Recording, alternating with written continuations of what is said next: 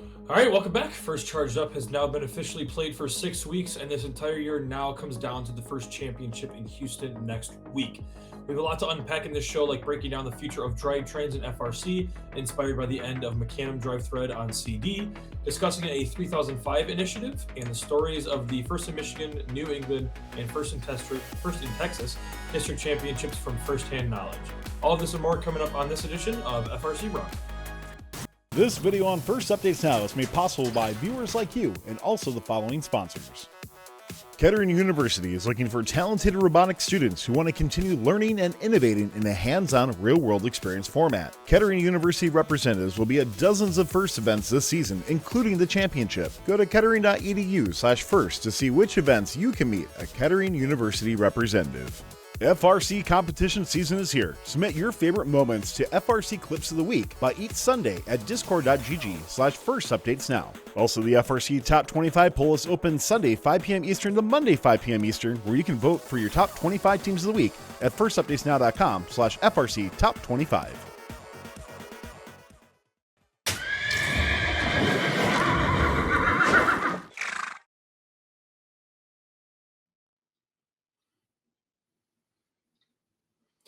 All right, welcome to the show. If you have not caught our show previously, FRC Run-Up is where we take a look at important topics currently happening in FRC, highlight some discussion points about events that may have happened, strategy, or anything that correlates with FRC. If you, the fun community, think that there is a topic that we should cover on FRC Run-Up, please feel free to ping me in the fun Discord, and I'll be more than happy to take a look at it. If you're not familiar with me, my name is Nick Mathis, and I'm currently in the First in Michigan region, and I'm a current mentor for Team 33, the Killer Bees. And I'm Connor McBride, mentor for Team 166 Chop Shop, MC, and game announcer in the New England District. Our guest tonight is Marco Gara. Marco is a mentor and drive coach on the 2023 First in Texas Championship Alliance 3005 RoboChargers from Dallas, Texas. Marco, welcome to the show. Hey guys, happy to be here. Yeah, thanks again, Marco, and congrats on your First in Texas District Championship. I know that after I'm on 33, obviously, and after we got bounced on Saturday, we were tuning in to the Texas Championship on the way home. So I just wanted to give you a quick congratulations again before we start the show. Yeah, thanks so much. It's kind of crazy to think about. It hasn't quite sunk in, but we're very proud of all the work the kids have done for sure. Yeah, absolutely. All right, well, jumping into our first topic of the night, we're going to be discussing the future of drivetrains in FRC. And is there a place for non-swerve? There was a thread that came up on Chief Delphi, I believe it was a couple days ago, in relation to the end of Mecanum Drive, and it was yesterday, and it was just a discussion on where drivetrains outside of swerve really lie in the games moving forward. I know that majority of the teams that we are seeing competing at a high level, there are some outside of that are an outlier, but majority of them are running the swerve drive. That whether it be SDS or Rev with the new Rev Swerve or SwerveX from WCP. There's multiple options out now, but I know that I believe it was over 50% of the teams that were on Einstein last year were running Swerve, and it's important to have a discussion on where the drivetrains move forward. I think that us as a community are in a position where we'd even get some teams that would be crazy enough to look at running Swerve in a 2016-S game. I think the technology is so farther past the point it was in 2016 to compared to where we're at now that I think it would definitely be a consideration. But importantly to note, there's one team that, in my particular mind, that I want to bring up that still ran Mecanum Drive this year that was uberly competitive in First in Michigan. 3668 the Trobots. They were at both of our districts that 33 competed at.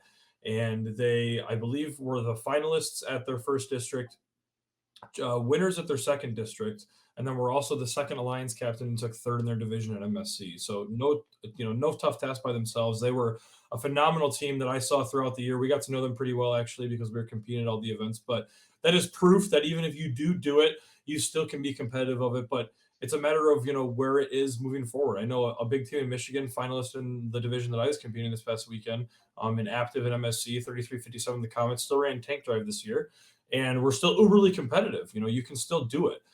So I guess Connor, we'll start with you. I know obviously you competed at a district championship this weekend, and I don't know if there was any teams that you saw that you want to highlight, but where do you really see the future of drivetrains and FRC going with the COTS items of Swerve being what they are now?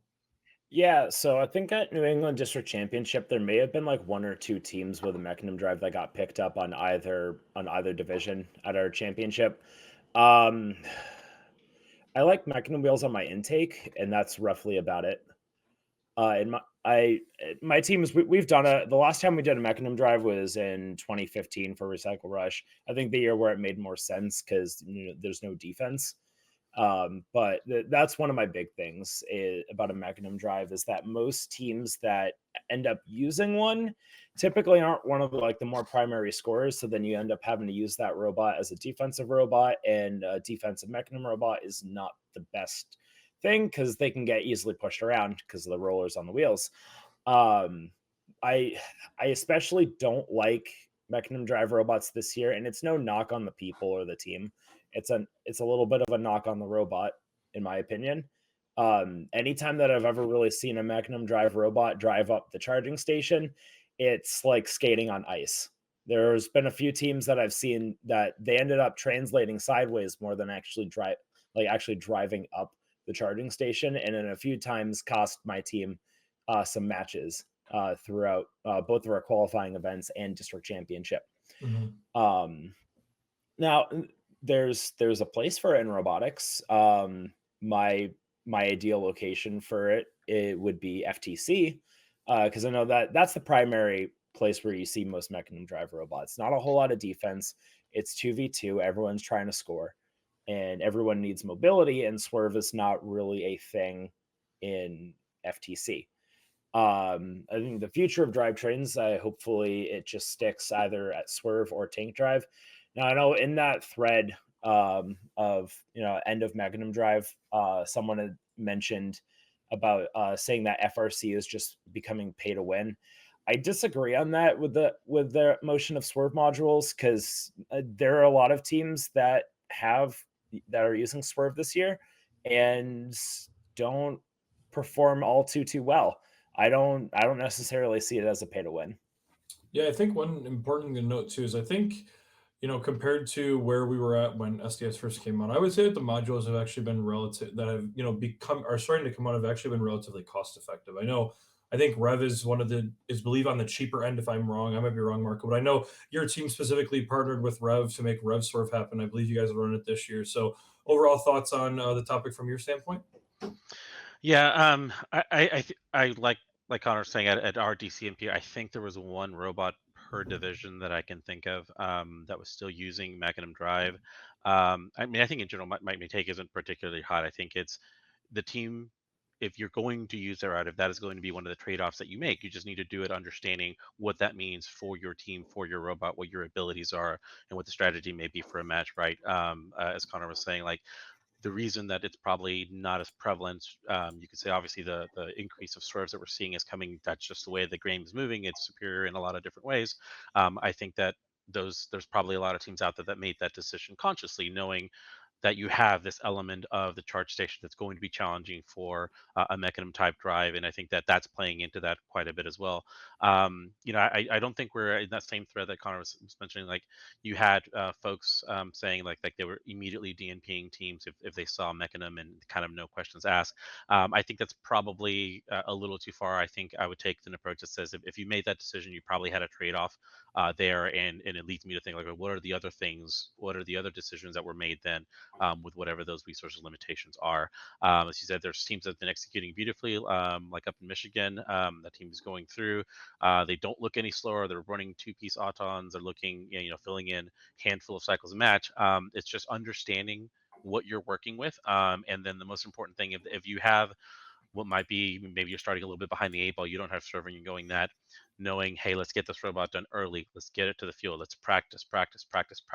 Any mechanism that's out there, if you have enough time to hone it, tune it in, and give your drivers time to practice, you can be successful in this game. It's not just a matter of buying the shiniest latest toy, and paying to win, as it was mentioned in that thread. I think there's a lot of other ways you can circumvent some of those other challenges and still be quite successful on the field. Yep, I totally agree with that. Tyler, you had something quick to add before we go ahead and move on? Yeah, just real quick, just from talking to some of the suppliers out there, I can tell you that Mecanum sales have gone down quite a bit in FRC this year, which sounds obvious, but it's also good to get some primary sources on that to actually verify that. One other thing that was mentioned in Twitch chat as well too, there are teams that are still doing like a jump drive between Tank and Mecanum as well. I believe 2200 Robotics, who won Ontario, is an interesting example of that, and who was picked by 2056. It wasn't like they were Alliance captain and then picked on other teams. They were picked by 2056 as their lead, as their lead first pick from as well. So there's a place, but there might just be more fringe use cases for things. Yep, for sure. All right, well, we're going to go and jump into our next topic of the night, and it will be discussing the initiative that 3005 is running. So without further ado, we'll go ahead and throw it to Marco to discuss what 3005 has been working on. Yeah, guys, thanks so much. I appreciate the opportunity to talk about this a little bit. First things first, I want to make sure that we give credit where credit is due. Us, like hundreds of other teams out there over the last decade plus, look to 1678 Citrus circuits for how to do things right. And this whole campaign kind of came out of seeing what they were doing a couple of years ago with their Citrus for Change initiative.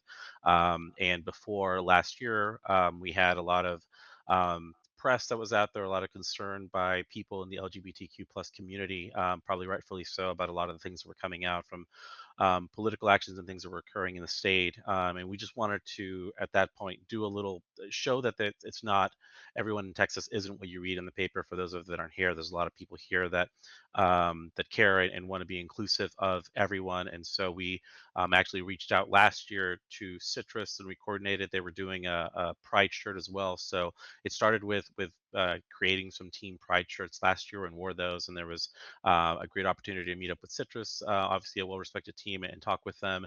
And then moving into this year, just looking for opportunities to keep increasing that message, keep making it a little bit louder, if you will, and getting a more reach. So we integrated it into things like stickers. We have stickers with the team logo that say "Y'all means all."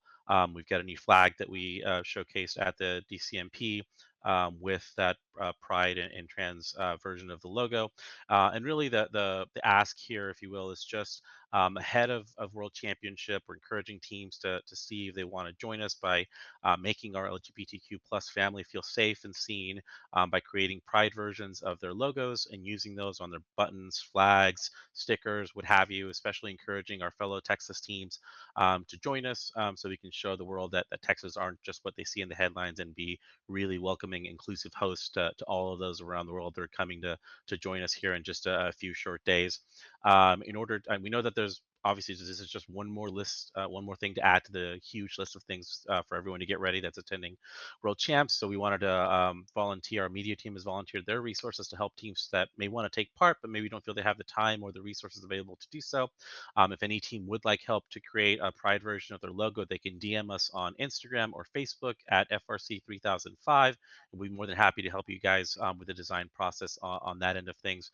We've already heard also from other teams that we know that are doing their own showing of supports. I know 111 Wild Sang is going to have some pretty awesome sponsor panels that they'll be doing as well. I'm sure Citrus Circuits will be likewise continuing to have that message be heard. So just really looking to make that available for everybody. If you see us at World Champs, we'll have the stickers and stuff available in the pit.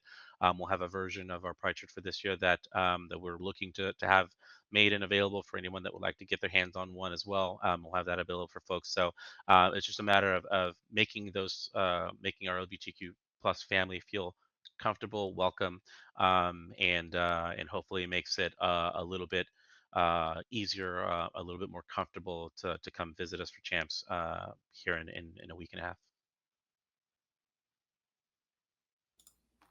Awesome. Thanks, Marco. I appreciate you going in depth and what you guys have been working on. I know it's been a pretty hot topic in the community in general, with obviously majority of us traveling down to Texas in a shorter period of time here. But Connor, anything to add on the initiative before Tyler wants to jump in?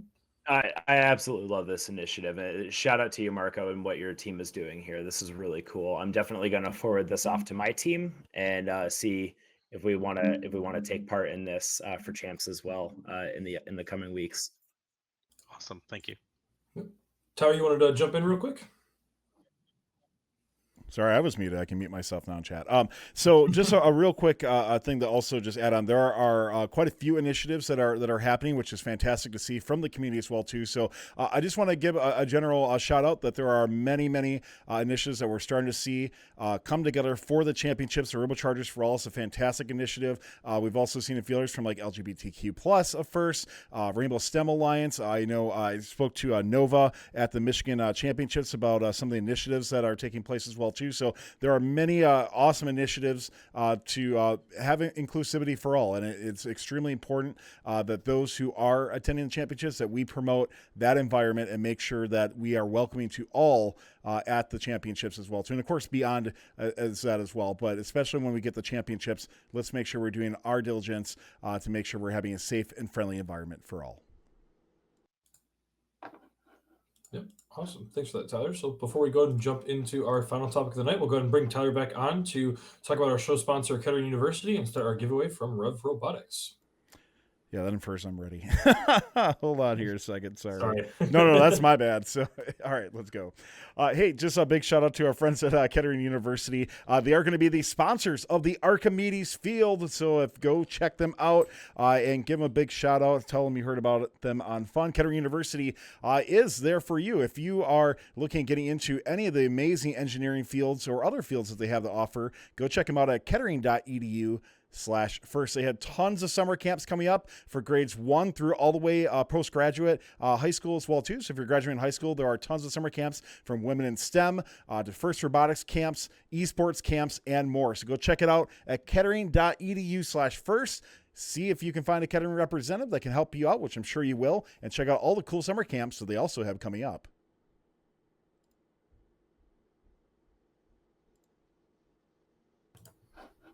Okay, awesome. And then can we start that giveaway from Rev Robotics? Man, you guys just got going one after the next here. Yeah. So let's go ahead and start that giveaway from our friends at Rev Robotics here.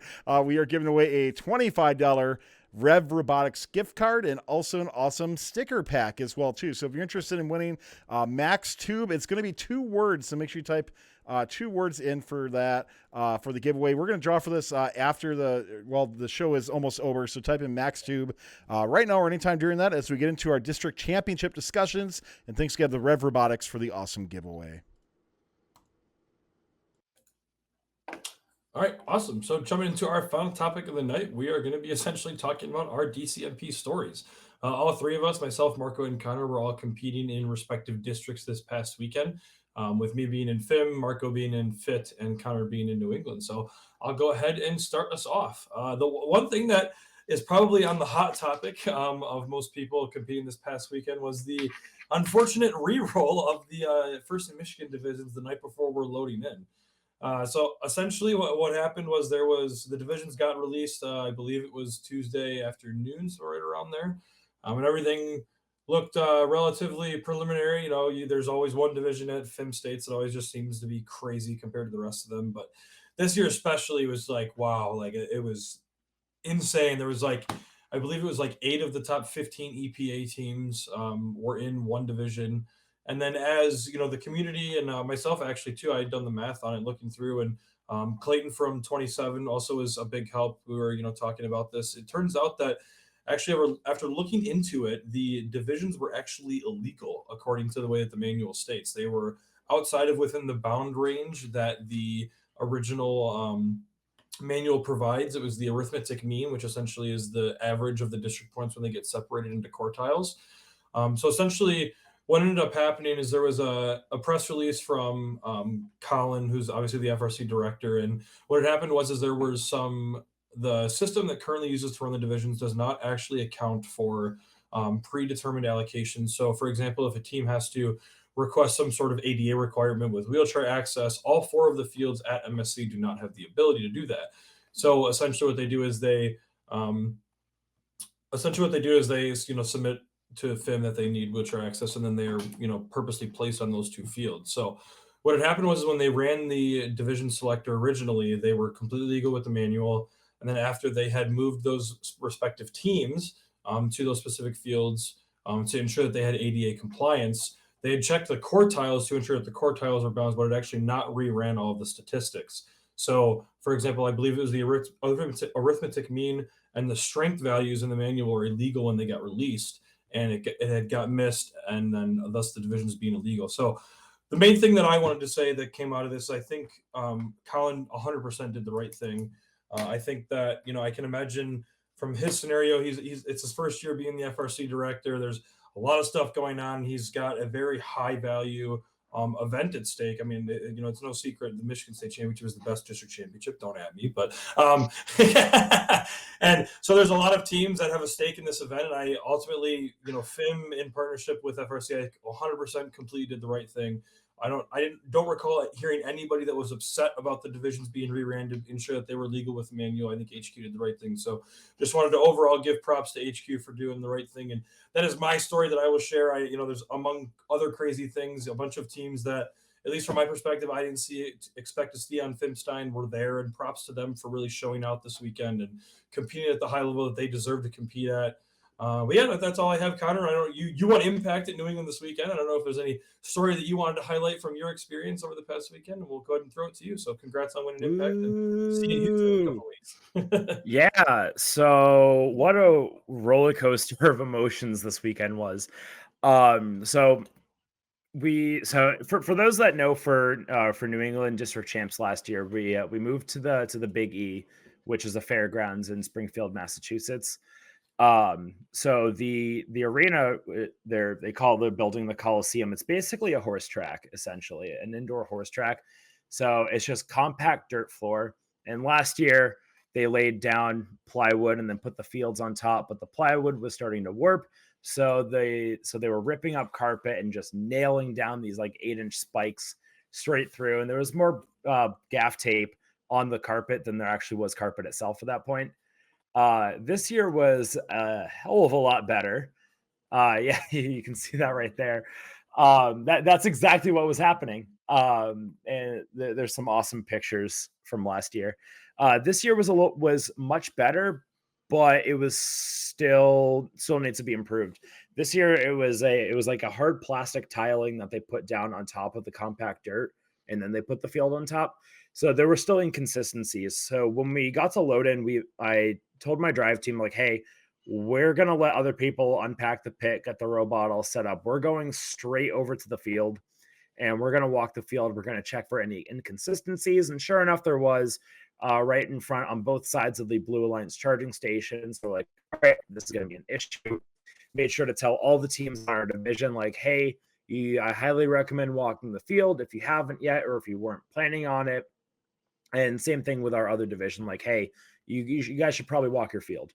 Just check, like, find any of those like inconsistencies, because there's either like potentially like a broken panel or something that was like sticking up a little bit higher. And some teams' autos definitely got messed up because of it. When divisions came out, I meant qual schedule. Jesus. Qual schedule came out Thursday morning. You can see how, it was a bad weekend except for Saturday. Qual schedule came out, and I'm looking through it. I'm like, okay, not bad, just glancing through it. And I immediately notice, hey, why do we this is no shot at 6328, because I love them to death. Really good friends with them, but I was like, why do we have to play them 3 times? That's not right. There's about 10 teams that we didn't either play against or see throughout the entire competition. So it's like, these are not like well-rounded like qual schedules, and like other teams had same situations as us. I'm like, that's not right. I don't know if there's any grounds for a reroll for that, like divisions, but we certainly went right up to our table, to our field, to the FTAs. I'm like, hey, like, this isn't cool. Like, can we fix this? And like, sorry about it. There's nothing we can do. It's like, all right, well, we had to play the cards that were dealt. And like, we had a awful schedule. I think we ended up going like 3-9. We ranked 30th at the end of quals, but like, we're consistently scoring 7 to 9 game pieces, and one of the top teams in New England going into district champs. So that brought our EPA down massive amounts. But we ended up getting picked up by really awesome alliance. So shout out to Wyndham Windup and Neshoba Robotics for picking us up. That made everything better to get to be able to play with our friends Saturday morning. That was a lot of fun. We even had a field fault in one of our matches at the end. So the Shoba drove over the cable cover at the Blue Alliance charging station, and about 4 feet of black gaff tape got sucked up into one of their swerve modules, preventing it from actually being able to spin. And at first, the field staff were like, "That's not a field fault," and we're like hell it is. That the tape is part of the field, like that's absolutely a field fault. So we're like, can we get like the head FTA? Let's get the LRI involved, and they're taking a look at it and like, all right, yep, let's redo this match. It ended up working out in our favor. It was great. So that basically was roughly going to be the end of our district champs right there. Like that was our Cinderella story right there. But we were up for Impact, and they go through the first 2 Impact Award winners. There was 4 at New England Champs, and yeah, they go through the first 2, and I'm like, we're not winning it. There's no way. It's like there's still a couple other heavy hitters that have not won an award. It's not happening.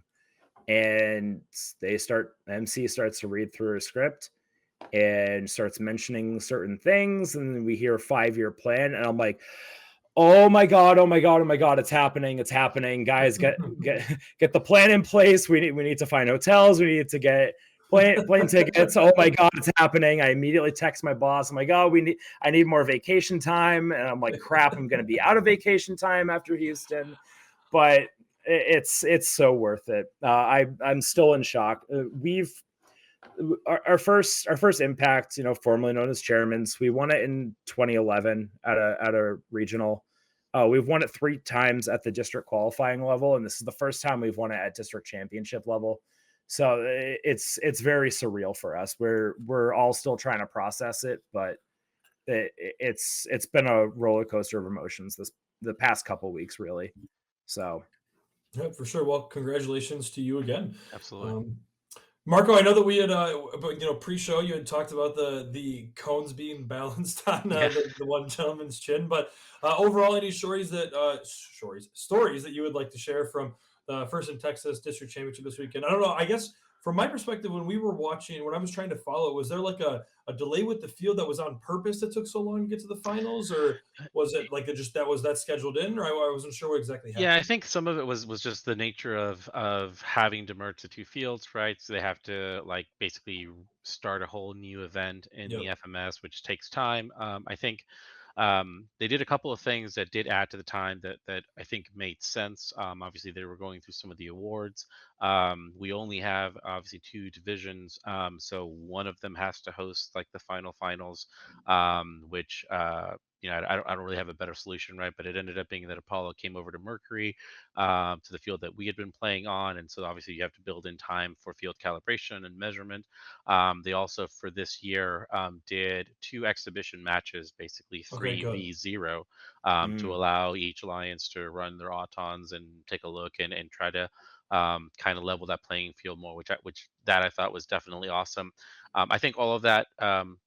Probably like if it was communicated to the teams, the FTA did a great job of getting us together and kind of explaining here's what basically the next 75 to 90 minutes are going to look like. It's going to take a little bit, and so I think that I don't know how well that was communicated to the field, so if or to the audience. So I think there was probably a little bit of restlessness that we heard about what was going on, as we were filling in the different activities. And then there was, I think there was an error that would happen as they were creating the new event for the finals, that unfortunately required them to just kind of scrape that and start all over. And I think that's where Jeez. you probably saw another 30 to 45 minutes of waiting that were added onto that. And that's when like I was saying in the pre-roll, like David from 6672 was doing his phenomenal one-man routine and entertain the crowd, and we were just kind of like resorting to whatever we could. It was a long break. By the time that we actually got the first finals match underway, it had to have been a little over 2 hours since we'd played the last match. So a sizable break. I think there's probably a good chunk of that you can't do too much about, but and then the other was just human error. It happened, so just unfortunately that was coincided. But a lot of credit to a lot of teams that were hanging around and just there to support and watching all the matches, which was great. And then also completely understandable for everybody that went home after that long day and those continued delays. But yeah, I mean that was a big deal. I kept getting a lot of messages and texts from people who were watching in other time zones that said what is happening, what's going on. I think Right. at home it was just sponsor like panel or sponsor shots that were killing over and over, so there was no. Unfortunately, you guys all missed David's show out on the stream, but overall, I thought the event was better compared to last year. There was a lot of things that were challenging to teams last year that I think a lot of people were loud in providing feedback and ideas for improvement. Seating situation being probably the biggest one that comes to mind. In terms of sheer number of seats, that was much improved. I think there's probably some areas that we can still keep improving it as we go forward, and hopefully if it continues to listen to teams and doing all of that. But the environment, the venue was in a different hall than it was before. I thought that was pretty well set up. It was great to have just an opportunity to hang out with so many amazing teams for us. um, the schedule was rough, but I mean that's just you're going to have those It's unfortunately the name of the luck of the draw. game. Yeah, luck of the draw that happens sometimes, and so we had an opportunity to know ahead of time that we were probably going to be dropping some matches, and so we had an opportunity to talk to the drive team, just get kind of head to head, try to say let's do what we can do, go out and execute our game, and the rest will take care of itself. And so we were fortunate to do that. No big issues and other damages or things wrong with the robot. The pit team, drive team, scouts, everybody was just on fire all weekend long, and I think that showed on the field. So we were fortunate to win the whole thing, and nothing but respect to so many of the teams. Obviously, 118, our Alliance captains for picking us and letting us play with them again.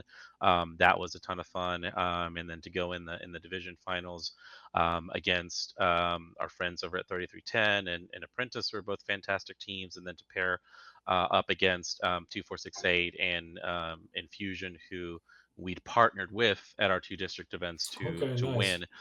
So we absolutely knew the caliber of the competition that was on the other side of the field, and knew we were going to have to be on our A game every step of the way to pull out the W. And matches were incredibly tough. Again, a very last second balance Yeah. that we don't want to replicate. It was That's cool to do it the one time. insane. It went well. We probably don't want to replicate that again. But our driver can have save that gift somewhere and have that for the rest of his FRC career as probably one of the coolest moments that he'll have. But just completely fun again, like I was saying in the pre-show. Like I don't know that it's sunk in yet. It's been a ridiculously um, uh, successful season for us, and all we're doing now is just trying to take it all in and spend the next 8-9 days getting ready for Worlds and seeing what we can do. It almost feels like we're playing with house money at this point. So we're gonna go have fun, leave it all out there, and hopefully we'll be ready by the time that the Worlds gets there. I think all three phases of the game in our Auton, Teleop, and in game, I think we've started to really click. So we'll do what we can and have a lot of fun. I gotta say that like when you guys did your robot reveal, it still is like one of my favorite robots this season. So I for sure cannot wait to go up to your pit and see it at Houston in a couple weeks. Definitely just gonna take in as much information from you guys when I visit your pit for sure. Yeah, look forward to it. We have a whole version of the arm that we keep, the spare one that's on the side for people to come in and poke and prod and take photos and everything else. And so I look forward to having you there. Perfect. All right, awesome. Well, before we go ahead and wrap up the show, we'll go ahead and bring Tyler back on to draw for that giveaway from Rev Robotics. Yeah, thanks, Lennox. By the way, I like your notes in the show doc for that. So it says don't forget. In PC terms says don't forget. So yeah, let's go ahead and draw for the giveaway from our friends at Rev Robotics for a $25 Rev Robotics gift card and also a Rev sticker pack. Max 2 was the keyword for that. So let's go ahead and draw for a winner, and it's going to be C. Harvey, 829. It's been a little bit since you've won. Congratulations on that. And make sure you DM me so we get you all that info. And thanks again to Rev Robotics for the awesome giveaway. And thanks to all of our suppliers we've had so far. We really appreciate you all. All right, well, thank you for tuning into FRC Roundup. Special thanks to all those who clicked that follow button or stepped up to help fund with a Twitch subscription or donation. Your support really helps us continue to make great content. Don't forget, you can watch FRC Roundup archived at youtube.com/first updates now and watch live Mondays after FRC recap during the competition season. Thank you to Marco, our guest from 3005, for coming on tonight. And on behalf of our producer, Tyler Olds, my co-host, Connor, and all fun correspondents, I'm Nick Jr., and thanks for watching. Good luck to all teams competing in Houston in just over a week. If you're at the World Championship, be sure to say hi to myself, Tyler, Connor, and Marco. We will all be there. See you next week, same day, same time, where we take a look at what is going on with First Robotics on FRC Roundup. Thanks, everyone. This video on First Updates Now is made possible by viewers like you and also the following sponsors. Kettering University is looking for talented robotics students who want to continue learning and innovating in a hands-on, real-world experience format. Kettering University representatives will be at dozens of FIRST events this season, including the championship. Go to kettering.edu/first to see which events you can meet a Kettering University representative. FRC competition season is here. Submit your favorite moments to FRC Clips of the Week by each Sunday at discord.gg/firstupdatesnow. Also, the FRC Top 25 poll is open Sunday 5 p.m. Eastern to Monday 5 p.m. Eastern, where you can vote for your top 25 teams of the week at firstupdatesnow.com/FRC Top 25. Don't forget to like, subscribe, and ring the bell to stay up to date on our new videos. Keep the conversation going and provide your input to our content. Watch our live shows at twitch.tv/firstupdatesnow. Join our Discord at discord.gg/firstupdatesnow and check out Fun FTC on Facebook, Instagram, and Twitter, and First Updates Now on Facebook, Instagram, TikTok, and Twitter.